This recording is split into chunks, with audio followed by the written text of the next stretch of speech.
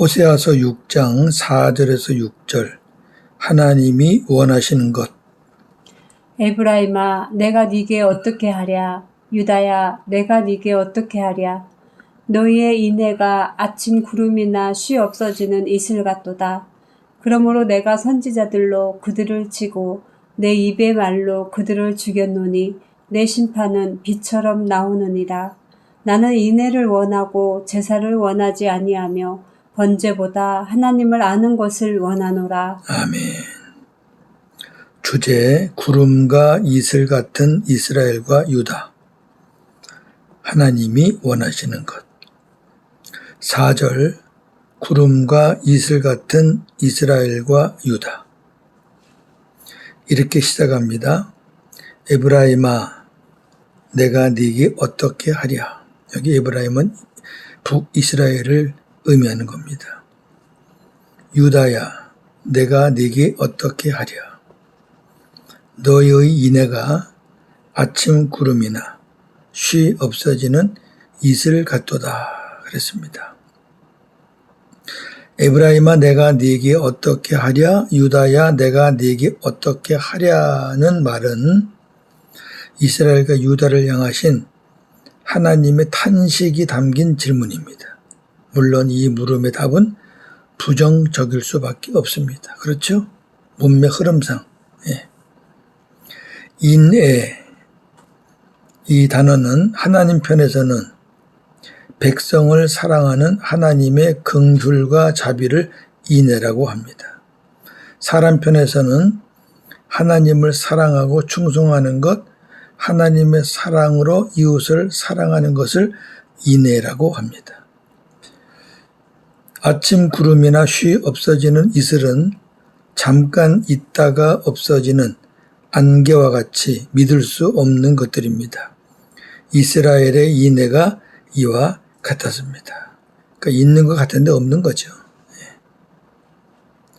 이스라엘에 하나님이 원하시는 인애는 없고 원하시지 않는 것들만 있었습니다. 호세아 4장 1절 2절. 이스라엘 자손들아 여호와의 말씀을 들으라. 여호와께서 이 땅 주민과 논쟁하시나니 이 땅에는 진실도 없고 인애도 없고 하나님을 아는 지식도 없고 오직 저주와 속임과 살인과 도둑질과 간음뿐이요 포악하여 피가 피를 뒤이음이라. 아멘. 5절입니다. 피처럼 나오는 하나님의 심판. 그러므로 내가 선지자들로 그들을 치고 내 입의 말로 그들을 죽였다. 내 심판은 피처럼 나온다. 선지자들로 그들을 쳤다. 내 입의 말로 그들을 죽였다. 무슨 말씀이죠?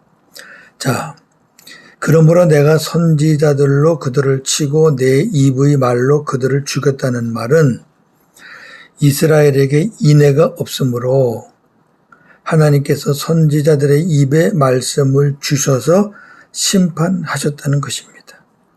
쳤다, 죽였다 이런 심판을 말하는 거죠.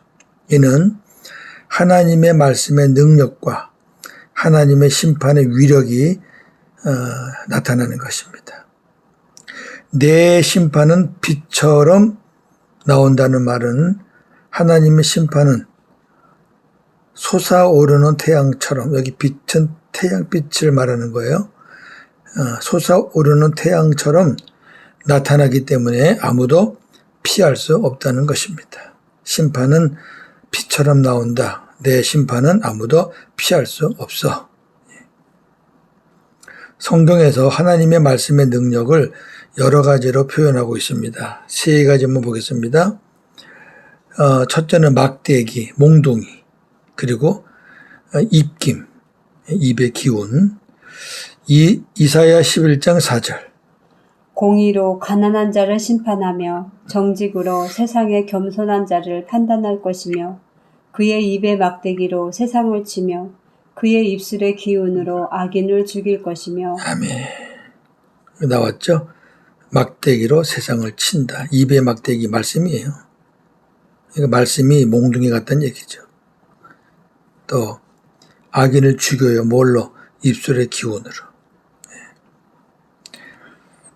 두 번째는 칼입니다. 칼, 검. 이사야 49장 2절.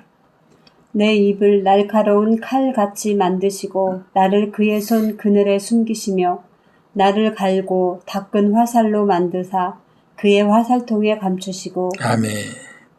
내 입을 날카로운 칼같이 만드시고. 그러니까 하나님의 말씀이 칼 같다는 거예요.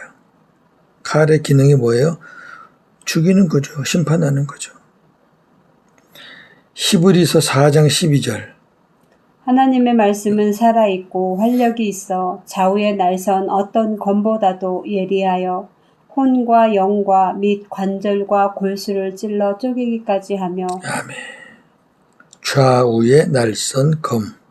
하나님 말씀. 계시록 1장 16절. 그의 오른손에 7별이 있고 그의 입에서 좌우에 날선 검이 나오고 그 얼굴은 해가 힘있게 비치는 것 같더라. 아멘. 하나님 말씀은 칼이다, 검이다. 세 번째, 하나님 말씀은 불이다. 예레미야 5장 14절. 그러므로 만군의 하나님 여호와께서 이와 같이 말씀하시느니라.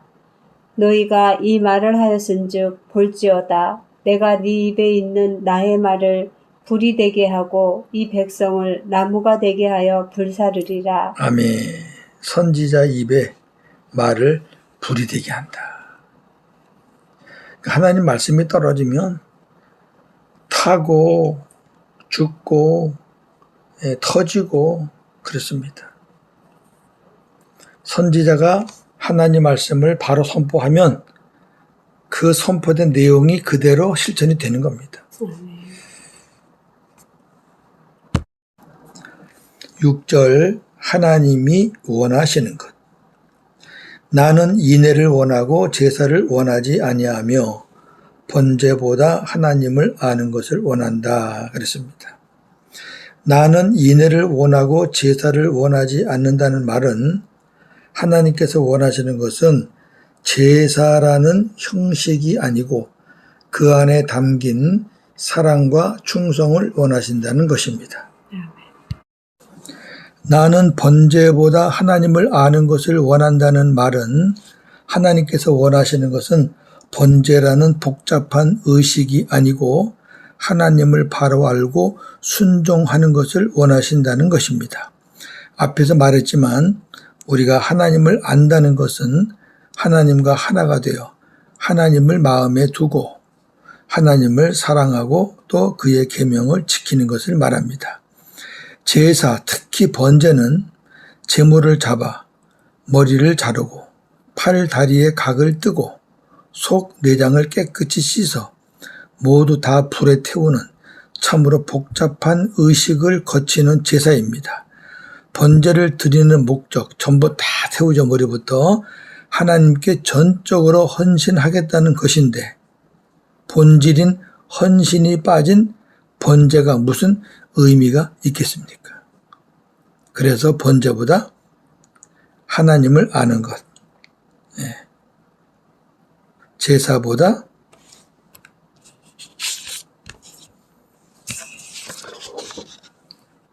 인애를 원하시는 하나님, 그렇게 말씀하신 거죠. 자, 인애라는 말은 하나님과 사람에게 공용되는 중요한 용어입니다. 교인들 중에 하나님과의 관계는 매우 좋은 것 같은데 사람과의 관계가 불편한 사람들이 있고 사람과의 관계는 매우 좋은데 하나님과의 관계가 또 불편한 사람들이 있습니다. 서로 이렇게 어긋나는 거죠. 이런 사람들은 하나님이 원하시는 인애를 가진 자들이 아닙니다. 요한일서 4장 20절. 누구든지 하나님을 사랑하노라 하고 그 형제를 미워하면 이는 거짓말하는 자니 보는 바 그 형제를 사랑하지 아니하는 자는 보지 못하는 바 하나님을 사랑할 수 없느니라. 아멘. 자, 정리합니다. 오늘 본문에 제사, 번제 그런 말씀들이 나왔습니다. 그 말씀을 좀 중심으로 정리하겠습니다. 이스라엘은 제사장이 드리는 번제 등 제사를 통해서 하나님과 교통하였습니다. 레위기 1장 8절에서 9절. 아론의 자손 제사장들은 그 뜬 각과 머리와 기름을 제단 위에 불 위에 있는 나무에 버려 놓을 것이며 그 내장과 정강이를 물로 씻을 것이요 제사장은 그 전부를 제단 위에서 불살라 번제를 드릴지니 이는 화제라 여호와께 향기로운 냄새니라. 아멘.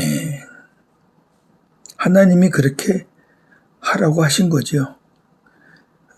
향기로운 냄새라는 얘기는 하나님이 기뻐 받으신다라는 의미예요.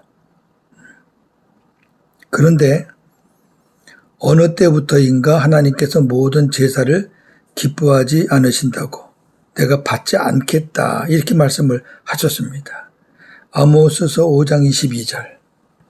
너희가 내게 번제나 소제를 드릴지라도 내가 받지 아니할 것이요 너희의 살찐 희생의 화목제도 내가 돌아보지 아니하리라. 아멘. 이거는 깜짝 놀랄 말이죠. 구약에서는. 아니 제사를 하나님께서 만드시고 또 계속 제사를 통해서 기뻐하셨고 이 이스라엘과 소통하셨는데 어느 순간부터 내가 안 받는다. 기뻐하지 않는다. 그런 말씀을 하시는 거 보니까 뭐 이유가 있겠죠. 자, 하나님께서 제사를 기뻐하시지 않은 이유는 두 가지입니다. 첫째, 제사의 본질이 빠진 형식만 있었기 때문입니다. 껍데기만 있었던 거죠. 마가복음 12장 33절. 또 마음을 다하고 지혜를 다하고 힘을 다하여 하나님을 사랑하는 것과 또 이웃을 자기 자신과 같이 사랑하는 것이 전체로 드리는 모든 번제물과 기타 제물보다 나으니이다. 아멘. 번제물과 다른 제물보다 하나님 사랑, 이웃 사랑이 낫다. 아멘. 그러니까 하나님 사랑, 이웃 사랑이 그게 본질이에요. 내용물이란 말입니다. 내용물. 그거 빠진 번제는 의미가 없다. 아멘. 자, 두 번째 이유가 중요합니다. 두 번째 하나님이 제사를 받지 않으시는 이유는 제사의 실체인 예수 그리스도께서 제사야 제도의 모든 실체는 예수님이에요. 제사장도 그렇고 제물도 그렇고 성전도 그렇고 다 예수님을 보여주는 건데 그 예수 그리스도께서 세상에 임하실 때가 다가오기 때문입니다. 예수님이 이제 다가오시니까 예수님이 오시면은 구약의 율법의 제사는 필요가 없잖아요. 그러니까 구약에서 하나님이 제사가 필요 없다, 안 받는다 이런 말은 이제 예수님이 오실 때가 되어 간다는 그것을 암시하고 있는 거라 그 말이죠. 아주 중요합니다. 시편 40편 6절에서 8절입니다. 주께서 내 귀를 통하여 내게 들려주시기를 제사와 예물을 기뻐하지 아니하시며 번제와 속죄제를 요구하지 아니하신다 하신지라. 그때에 내가 말하기를 내가 왔나이다. 나를 가리켜 기록한 것이 두루마리 책에 있나이다. 나의 하나님이여 내가 주의 뜻 행하기를 즐기오니 주의 법이 나의 심중에 있나이다 하였나이다. 아멘. 제사와 예물을 기뻐하지 아니하신다. 번제와 속죄제를 요구하지 아니하신다. 그러면서 내가 왔나이다. 나를 가리켜 기록한 것이 두루마리 성경책에 있나이다. 하나님이여 내가 주의 뜻 행하기를 즐기오니. 자, 이런 말씀들이 있어요. 히브리서 가면은 이 말씀이 무슨 말씀인지 해석을 해주고 있지요.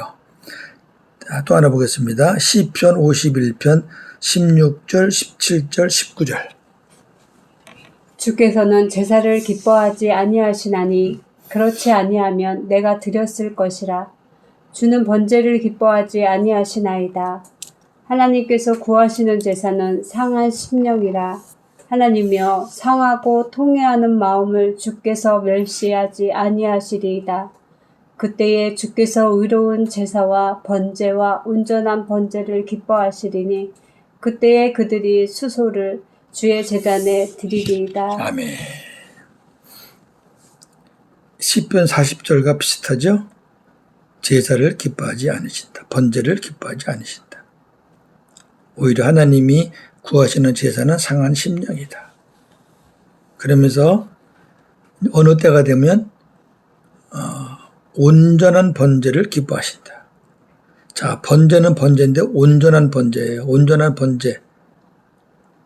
예수님이 십자가에 죽으시는 거죠. 번제물로. 구약의 번제물은 다 그거는 예표예요. 임시적인 거죠. 온전한 게 못 돼요. 그러나 온전한 번제, 완전한 번제는 예수님이죠. 그때 수소를 주의 제단에 드린다. 수소는 제물 중에서 제일 큰 거죠. 예수 그리스도를 가리켜요. 왜? 제물이 다 예수님을 가리키는 거예요. 근데 수소를 말했다는 거는 예수님이 십자가에서 죽으신다는 것을 보여주시는 거죠. 이러한 말씀들이 나올 때, 예수 그리스도께서 오신다는 말씀들이 나올 때에는 번제, 제사를 내가 기뻐하지 않는다, 내가 요구하지 않는다, 이런 말이 나오는 거죠. 구약의 약속 예언대로 예수 그리스도께서 아버지의 뜻인 새 언약을 세우시려고 세상에 오셔서 죽으셨습니다. 히브리서 10장 5절에서 10절. 그러므로 주께서 세상에 임하실 때에 이르시되 하나님이 제사와 예물을 원하지 아니하시고 오직 나를 위하여 한 몸을 예비하셨도다. 번제와 속죄제는 기뻐하지 아니하시나니 이에 내가 말하기를 하나님이여 보시옵소서. 두루마리 책에 나를 가리켜 기록된 것과 같이 하나님의 뜻을 행하러 왔나이다 하셨느니라. 위에 말씀하시기를 주께서는 제사와 예물과 번제와 속죄제는 원하지도 아니하고 기뻐하지도 아니하신다 하셨고 이는 다 율법을 따라 드리는 것이라. 그 후에 말씀하시기를 보시옵소서. 내가 하나님의 뜻을 행하러 왔나이다 하셨으니 그 첫째 것을 폐하심은 둘째 것을 세우려 하심이라. 이 뜻을 따라 예수 그리스도의 몸을 단번에 들이심으로 말미암아 우리가 거룩함을 얻었노라. 아멘. 자, 아까 읽었던 시편 40편과 51편을 합쳐서 보시면 여기 히브리서 10장 오늘 읽은 이 말씀에 다 있어요. 예. 그 시편에서 말씀하신 바로 그분, 아버지의 뜻을 행하기 위해서 이 세상에 온전한 번제물로 오신 분이 바로 예수님이다. 나와 있잖아요. 보니까 왜 오셨는가? 첫째 것을 폐하심은 둘째 것을 세우려 하심이라. 첫 언약을 폐하시고 둘째 언약을 세우시기 위해서. 다른 말로 말하면 옛 언약을 폐하시고 새 언약을 세우시기 위해서 오신 겁니다. 그래서 그 뜻을 이루기 위해서 십자가에 죽으셨습니다. 이제 우리는 예수 그리스도 안에서 영과 진리로 하나님을 예배합니다. 할렐루야. 요한복음 4장 24절. 하나님은 영이시니 예배하는 자가 영과 진리로 예배할지니라. 아멘. 우리는 번제, 이런 제사로 하나님 앞에 예배드리는 자들이 아닙니다.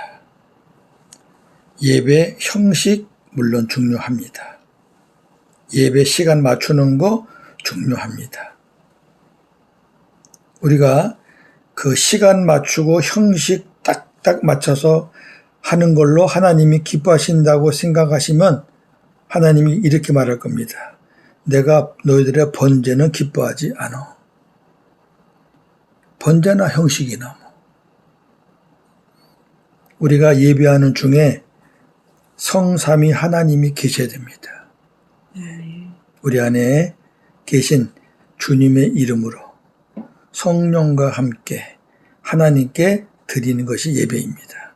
오늘도 복음으로 승리하는 하루가 되기를 주님의 이름으로 축원합니다.